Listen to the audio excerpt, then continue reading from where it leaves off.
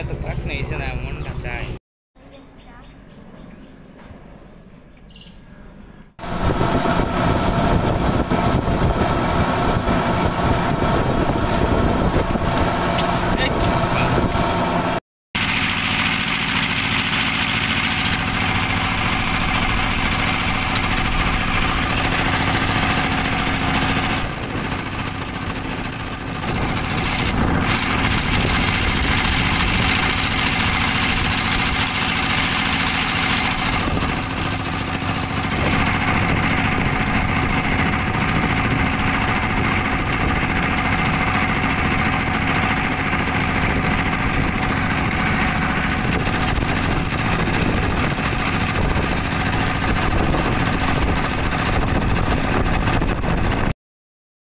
আসসালামু আলাইকুম, কেমন আছেন সবাই?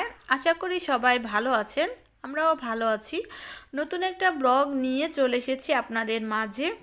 একটা খুশির খবর শুনে এখন হচ্ছে আমরা ছুটলাম। তো আমরা কোথায় ছুটতেছি, তো কোথায় এখন যাব, তো সেটা হচ্ছে আপনাদের সাথে শেয়ার করব। তো কি সেই খুশির খবর, যে খুশির খবরটা শুনে এখন হচ্ছে বাসা থেকে এখন আমরা যাচ্ছি এক জায়গায়। তো আপনাদেরকে সাথে নিয়ে সেখানে যাব এবং আপনাদের সাথে সবটা শেয়ার করব। তো আমাদের সেই খুশির খবরটা উপভোগ করার জন্য আমার ব্লগটা দেখেন, তো আমার পাশে থাকেন। তো তাহলে চলুন এখন যাওয়া যাক।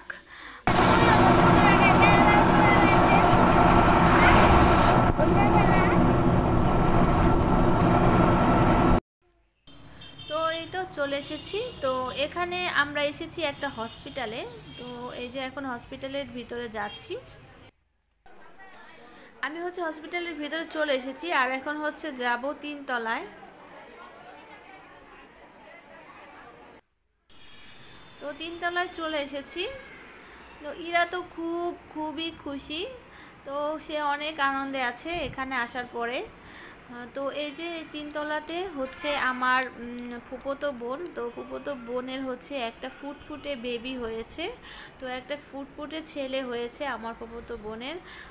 তো আমরা হচ্ছে সেই বাবুটাকে দেখতে চলে এসেছি।